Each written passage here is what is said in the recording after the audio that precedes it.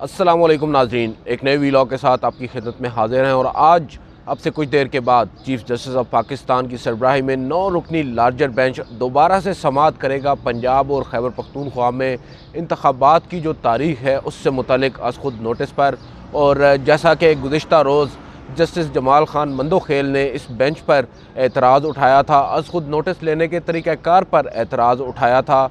और जो जस्टिस मज़ाहिर अली अकबर नकवी हैं उनकी ऑडियो लीक्स का तज़किरा भी किया था। बावजूद इसके कुछ क्या सराइयाँ हो रही थी, अंदाज़े लगाए जा रहे थे, तुक्के लगाए जा रहे थे कि शायद बेंच टूट जाए। आज जब दोबारा समाअत होने जा रही है, हो सकता है एक मोअज़्ज़िज़ जज जो हैं उस बेंच से रिक्यूज़ कर लें, माजरत कर लें इस बेंच का हिस्सा बनने से। ताहम रात गए एक काज लिस्ट दोबारा से जारी होती है। उस काज लिस्ट के मुताबिक जो 9 रुकनी लार्जर बेंच गुज़िश्ता समाअत में बैठा था चीफ जस्टिस की सरबराही में, आज भी वही लार्जर बेंच दोबारा इस मुकदमे की समाअत करेगा। ये एक अहम डेवलपमेंट है इस पूरे केस के अंदर। दूसरी जानिब बार बार बात की जा रही है 4-5, 5-4 और 4 एक जानिब, 4 दूसरी जानिब, और दरमियान में चीफ जस्टिस इशारे दिए जा रहे हैं कि बेंच किस जानिब जाएगा, किस जानिब ये जो इनका झुकाव है जजेस का, इस पर बातें हो रही हैं। और ये भी बातें खैर पहले दिन हो रही थी कि कौन से मोअज़्ज़िज़ जजेस हैं जिनकी तादाद 3 से 4 है वो एतराज़ उठा सकते हैं, लेकिन ऐसा कुछ नहीं हुआ। दूसरी जानिब जिन जजेस के हवाले से बात की जा रही थी उन जजेस के हवाले से कुछ पर्टिनेंट सवालात गुज़िश्ता समाअत पर अदालत के सामने रखे गए, और अब उन सवालात को ही मेरी अंडरस्टैंडिंग के मुताबिक जो पॉलिटिकल पार्टीज़ होंगी या दीगर जितने भी फ़रीक़ैन जिनको नोटिस किए हैं, बार कौंसल्स, वो लोग उन सवालात को ज़्यादा एड्रेस करेंगे बनस्बत जो चीफ जस्टिस की जानिब से बुनियादी 3 सवालात आज खुद नोटिस के हवाले से उठाए गए थे। ये जो सवालात थे जस्टिस मंसूर अली शाह और जस्टिस अतर मिनल्ला, इन्होंने अब सिमत तब्दील की है इस आज खुद नोटिस प्रोसीडिंग्स की, जिसमें उन्होंने एक सवाल या एक ऑप्शन अब ये भी सामने रखा है कि क्या असम्बलियाँ दोबारा से बहाल हो सकती हैं, और जो असम्बलियाँ तहलील की गई हैं उनका क्या जो तरीक़ाकार अपनाया गया था वो दुरुस्त था। क्या वज़ीर आला अपनी पार्टी के सरबराह यानी कि इमरान खान की डायरेक्शंस के ऊपर असम्बलियाँ तहलील कर सकता है बग़ैर किसी वजह के? ये कुछ सवालात हैं। लाजमी नहीं है कि इन सवालात के जवाब में अदालत ये हुक्म दे दे कि असम्बलियाँ दोबारा बहाल की जाएँ, लेकिन इन सवालात का उठना ही अपने अंदर एक बड़ी ख़बर है। और दूसरी जानिब इन सवालात को जब वो रिकॉर्ड का हिस्सा बन चुके हैं तो उसके बाद जो मुख्तलिफ़ सियासी जमातें यहाँ पर आएंगी, जब उनके वकला यहाँ पर आर्ग्यूमेंट करेंगे तो वो अपना जो फोकस होगा वो उसी पर रखेंगे जो एक उनको प्लेइंग फील्ड मोअज़्ज़िज़ जजेस की जानिब से फ्राहम की गई है इन सवालात की सूरत में, जो ये समझ रहे थे कि शायद इमरान खान के हक़ में ही आज खुद नोटिस लिया गया है। अब वो ये नहीं कह सकेंगे क्योंकि कुछ सवालात उनकी मर्ज़ी के भी सामने आ चुके हैं, जिसमें वो इमरान खान के ऊपर भी तनकीद कर सकते हैं और उनके उस कंडक्ट के ऊपर जो उन्होंने असम्बलियाँ तहलील की हैं। बहरहाल पॉलिटिकल गेम है। पॉलिटिकल सिनेरियो की अगर बात करें, मरीम नवाज़ ने एक मरतबा फिर गुज़िश्ता रोज़ जो सरगोदा में जलसा किया है मुस्लिम लीग नवाज़ का, उसके अंदर काफ़ी ज़्यादा सख्त ज़बान इस्तेमाल की है। आला अदलिया के 2 मुअज़्ज़िज़ जजेस के तस्वीर जो हैं वो लगाई गई हैं, आपने ट्विटर पर और टीवी पर मीडिया पर देखा होगा। इस तमाम तर सिनेरियो को अगर देखें, दूसरी जानिब आपके ही अटॉर्नी जनरल फुल जो लार्जर बेंच है उसके सामने पेश हो रहे हैं और यहाँ पर आकर बेंच के ऊपर एतराज़ नहीं कर रहे। हालांकि इस बेंच के अंदर वो 2 मुअज़्ज़िज़ जजेस साहिबान भी मौजूद हैं, जस्टिस मज़ाहिर अली अकबर नकवी और जस्टिस इजाज़ुल एहसन। एक पब्लिक के अंदर सियासी जलसे के अंदर तो आप उन जजेस साहिबान पर तनकीद कर रहे हैं, उनके हवाले से मुख्तलिफ़ क्या सराइयाँ भी आप लोग कर रहे हैं, लेकिन जो रेलेवेंट फोरम है वहाँ पर आकर आप बात नहीं कर रहे, बल्कि इन अदालतों में आकर आप इन्हीं जजेस से रिलीफ भी मांग रहे हैं। तो ये एक दोहरा मयार है और ये पहली दफ़ा नहीं हुआ, माजी में भी मुस्लिम लीग नवाज़ की ये रिवायत रही है।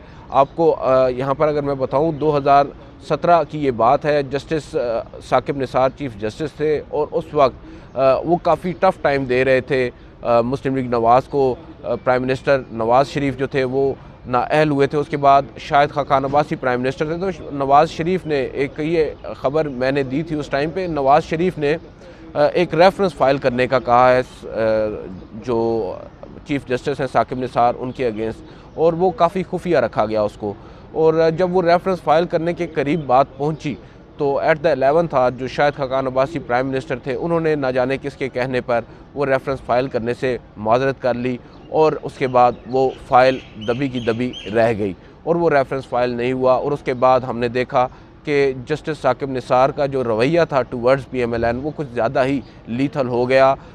दूसरी जानिब जो पॉलिटिकल आप लैंडस्केप है, जो पॉलिटिकल जो स्टेजेस हैं, वहाँ पर तो PMLN हमेशा से जस्टिस साकिब निसार पर तनकीद करती आई है। जब वो चीफ़ जस्टिस थे दबे अल्फाज में, और जब वो हट चुके थे अपने ओहदे से तो उसके बाद खुलकर उनके हवाले से तनकीद करती रही है। लेकिन कभी भी उन्होंने रेलेवेंट फोरम यानी सुप्रीम जुडिशल काउंसिल या इवन सुप्रीम कोर्ट के अंदर उनके बेंच के सामने एतराज़ उठाने की जुर्रत नहीं की। और यही रिवायत अब नवाज़ शरीफ साहब के बाद उनकी साहबजादी मरीम नवाज़ ने अपनाई हुई है।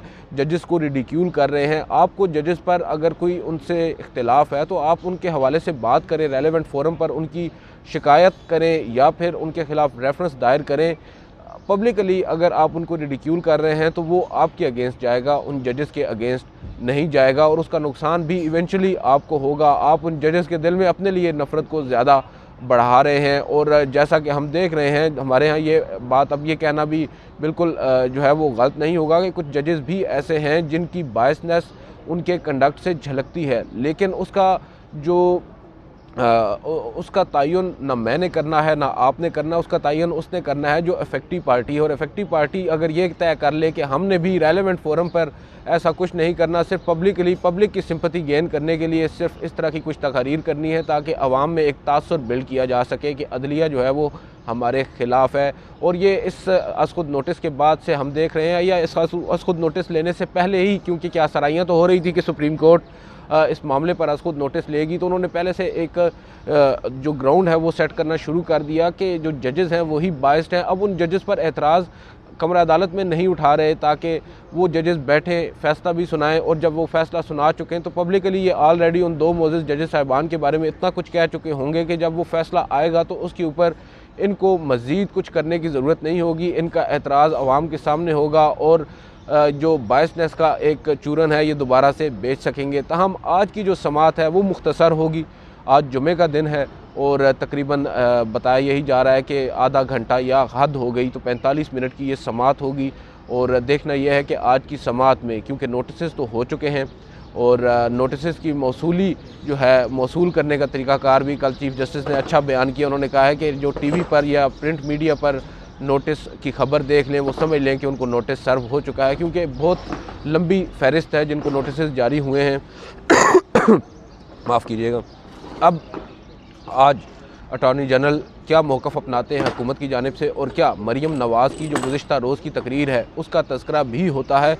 मुझे ये लगता है कि आज चीफ़ जस्टिस कुछ ना कुछ ज़रूर कहेंगे, और अगर चीफ़ जस्टिस कुछ ना बोले तो किसी दूसरी साइड से ज़िक्र ज़रूर होगा मरीम नवाज़ की उस तकरीर का। और उसके बाद शायद जो एक केस की जो लिमिटेशंस हैं वो भी उनका तयन दोबारा से हो, और इस केस की जो सिमत है वो भी तब्दील होती नज़र आ रही है।